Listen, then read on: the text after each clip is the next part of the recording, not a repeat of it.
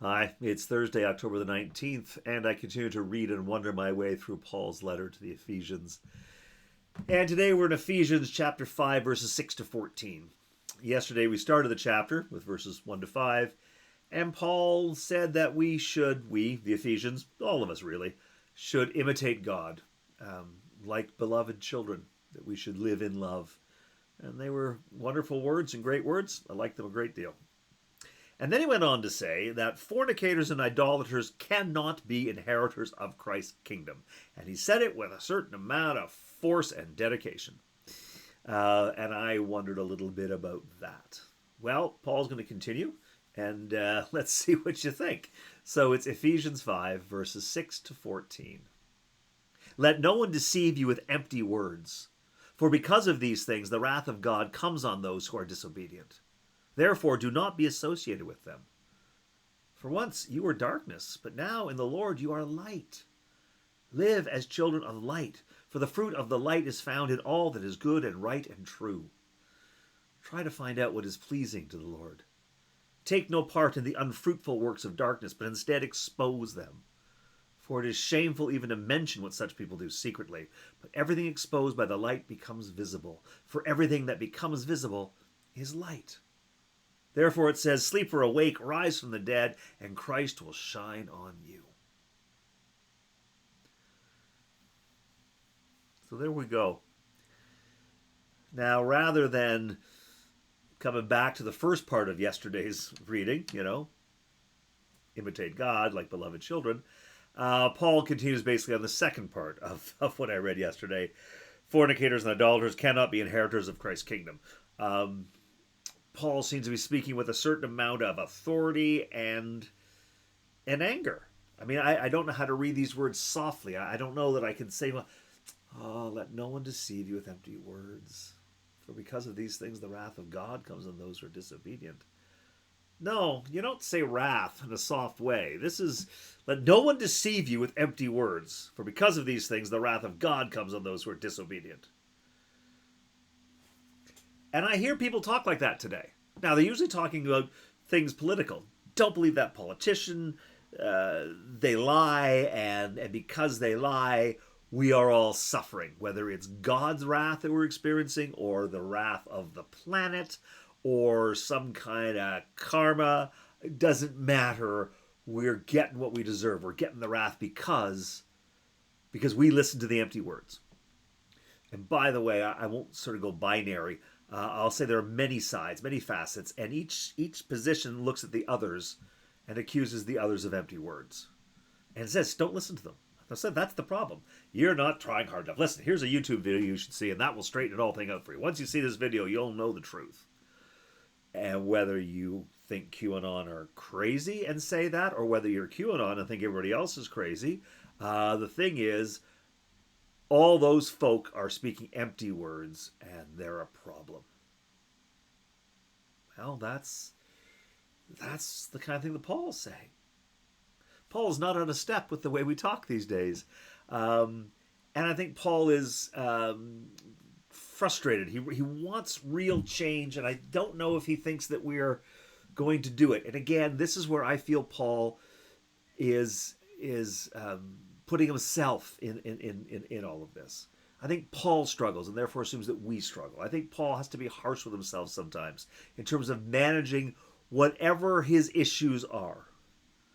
I can remember a friend who would make a very convincing case that Paul's issue was anger. That he just lost his temper way too easily, and that was his problem.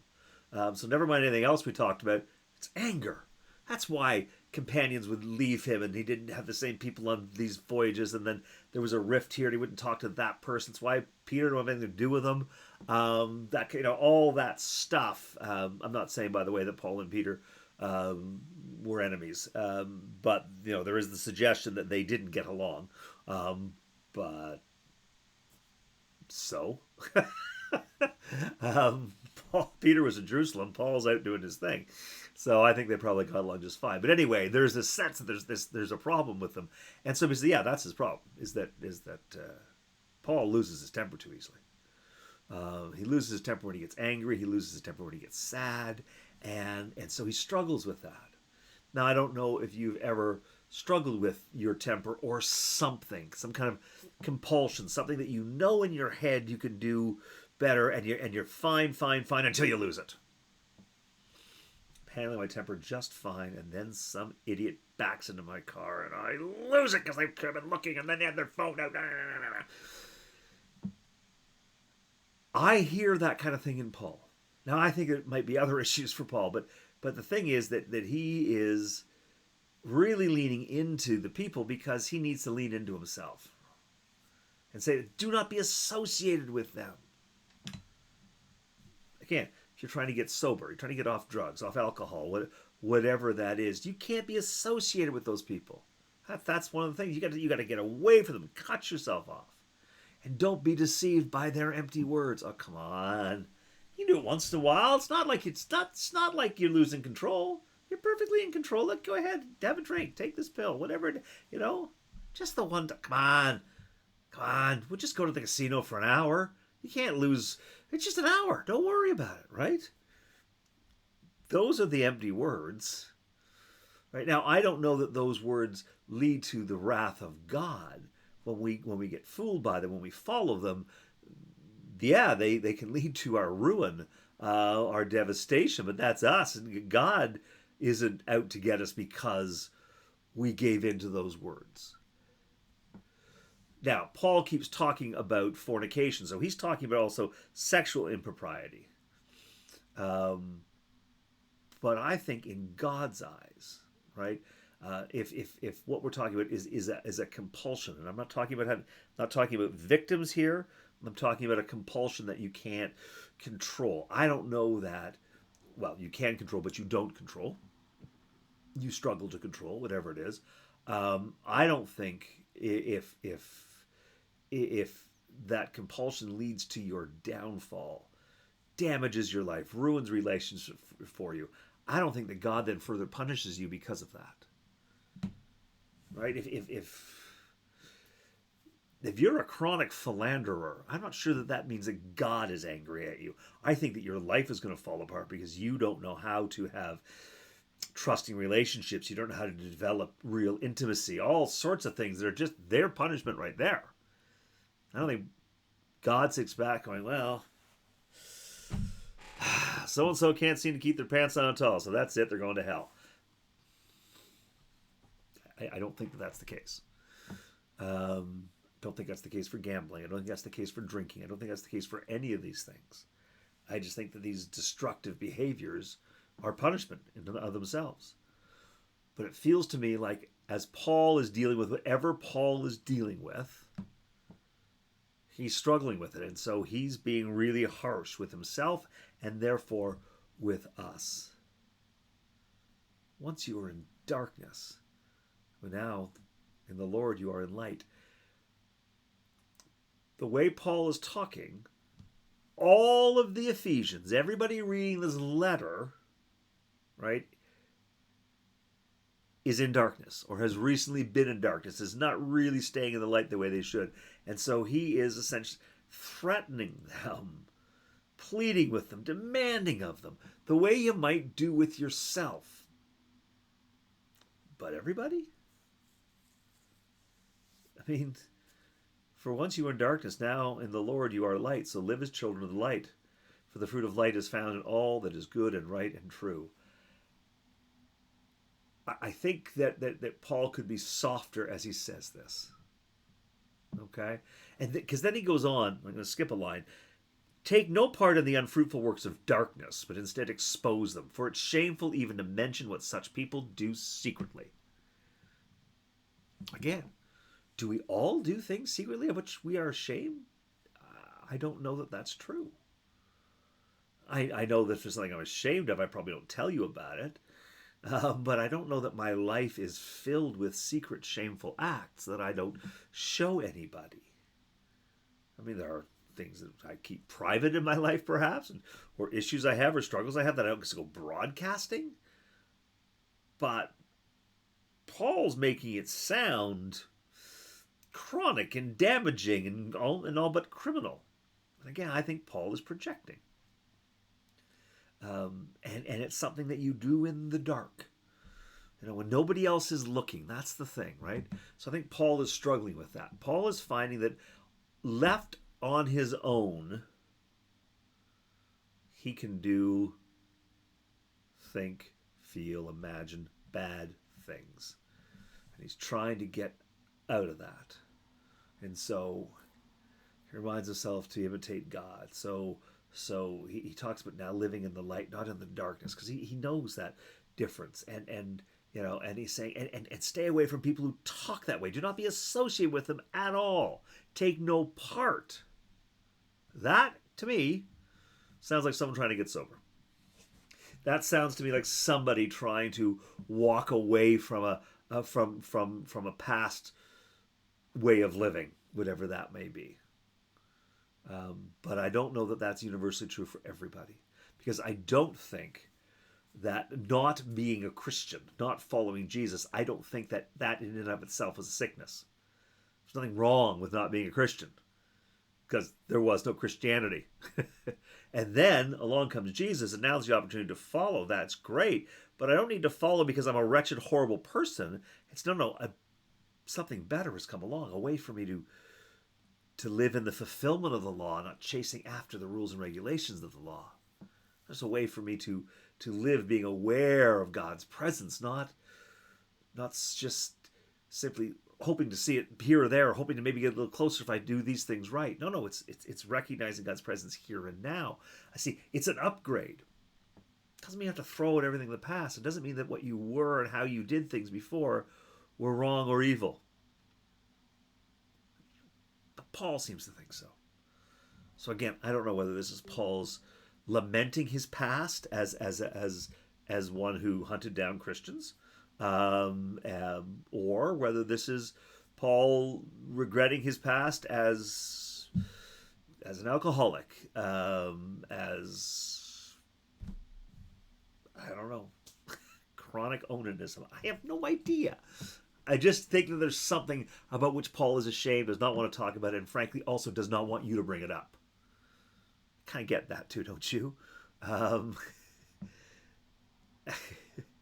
It is shameful even to mention what such people do secretly. So I don't even talk about what I used to do, whatever that may be. And he uses this darkness and lightness, darkness and light metaphor, and I appreciate that. But that's a trickier one these days. We use lots of images, and we've developed them over thousands of years, where the light is good and the darkness is bad. Where the light, if we're drawing it, is white, and the darkness, if we're drawing it, is black. Right? And then that feeds into racist tropes. I'm not saying it causes racism, but I'm saying it can support subtly in micro ways. It can support this idea that white is better than black. Okay? Paul is talking light is better than dark.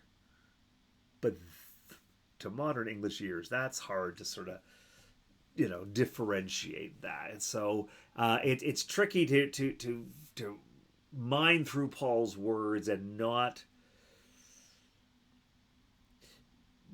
communicate things that you don't mean to communicate. So maybe we can figure out how we can say it instead. I don't know. But for Paul, there were parts of his life that he kept hidden and in the shadows, which, by the way, is an expression that I use quite often instead of in the dark, in the shadows. And so he's trying to reject that, and living in the light, living where people can see you, means you're not ashamed of what you're doing.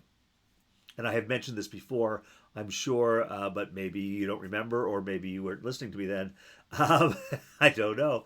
But it was common in the Roman Empire, Roman law, for a crime, when convicted of a crime, the punishment would be different if you committed that crime at night than if you committed it during the day. If you robbed somebody in broad daylight, if you assaulted, like physically beat somebody up in broad daylight, then you were convicted of that, there was a punishment. If you beat somebody up in the night, snuck up on them in the dark and beat them up, the punishment was much greater. because there's a sense of what you do in the shadows, what you do when people can't see, is shameful. That's why you wait for it, right? You wait so that people can't see what you're doing. That is a consideration. So it's the idea is that you know what you're doing is wrong and you're trying not to get caught. Whereas if you do it in the daylight, it might be the passion of the moment, or the fact is you just feel justice is best served by you breaking the law or beating up this person or stealing from them or whatever it is that you do. I think Paul carries that.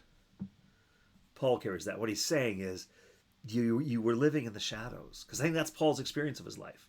Whatever was going on in his life, he was keeping it to himself. He was hiding it, right? So we're hiding the disfigurement, the injury, the compulsion, the addiction, the whatever it is that Paul struggles with. He was hiding it. But now, following Jesus, it doesn't have control over him the way it once did. And so feels like he's emerged into the light. And that's what he's saying. So he's saying, you once were in darkness, but now in the Lord you live in the light. And not only do you live in it as a child of light, but the fruit of that light is in you too. You share that, right? The fruit of that light is good and right and true. It's all these wonderful things. There's no shame to live in the light. There is shame when you live in the shadows. That's why you're in the shadows. You choose to be there because you're ashamed. You don't want people to see you. So that's what Paul is getting at. He's saying, he referred to the Gentiles, but anyone who hasn't sort of discovered God through Jesus, this revelation of Jesus that like Paul has had, if you haven't, well then you're kind of living in the shadows whether you know it or not. You're not living fully in the light. Sleepers awake, he says at the end, rise from the dead, and Christ will shine on you. I think that he feels that life separate from Christ, it's a life, but it's a lesser life, and it's so much lesser. It's as if you were dead. That's what Paul is feeling, and that I think is true to Paul's experience. That's how it feels for him. I have a son who's had a year ago. Yeah, it's a year ago now. Had sort of a mystical experience of God, and excited about it and talking about it. Wouldn't stop talking about it and carrying on and on about it. And his brothers at one point going, "Oh my God, we got Dad, you got to talk to him because we're worried that he's gone over the edge." And I remember saying this, no, you understand, your brother's had an ecstatic, mystical experience. He's just had this thing has happened to him, and it changes everything, changes his perspective on everything.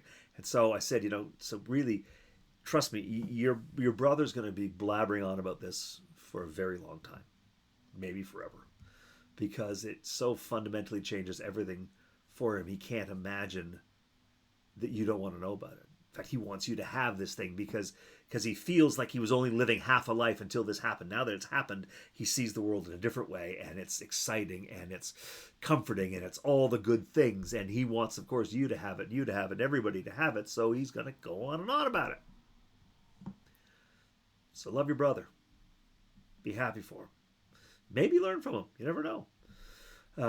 That's what's happened to Paul, right? I mean, we know that. I mean, that's part of Paul's story. He was on the road to Damascus. He was on his way. He was arresting more followers of Jesus because of the blasphemy that they were complicit in. And the risen Christ confronted him. Scales covered his eyes. He was blind. The scales fell away. Darkness into light. Death into life. He now feels more alive than he's ever been before, and he wants everybody to have that. So in an effort to do that, he gets very forceful and very passionate. So you're living the light, then live in it. You're like, yeah, okay, fine, calm down, Paul. Paul's not going to calm down. Sleepers awake, rise from the dead. I didn't know I was dead. Oh, no, trust me, you were dead, because I lived like you did, and now, oh my God, my life is so much better. Paul can't stop talking about it, but that's when I think he rolls in whatever his issues are, and so suddenly we're being told that fornicators and idolaters, no room for them.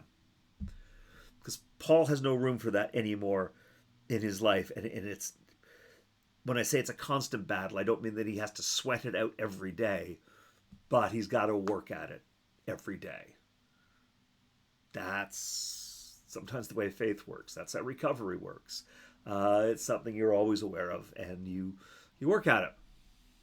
Doesn't always have to be backbreaking work, but you're always aware, you're always working at it. To me, that's where Paul is. Anyway, I've babbled on, and there may be something else in this passage that I'm completely missing, or maybe I've taken something wrong. So I'm going to leave it with you to see what you think about this. Maybe reading these words is not going to take you to an AA meeting in your mind. There may be something else in all of this for you, but whatever it is, I hope that I hope you find it. I hope it speaks to you. But for now, I'm just going to offer a prayer. So let us pray. Loving God, thank you for Paul's words. Thank you for his faith and the way that it can inspire ours. Thank you for the many ways that we connect with Paul and the ways that we are also distant from Paul. Because it is in those connections and in those distancing moments that we begin to hear your word emerge.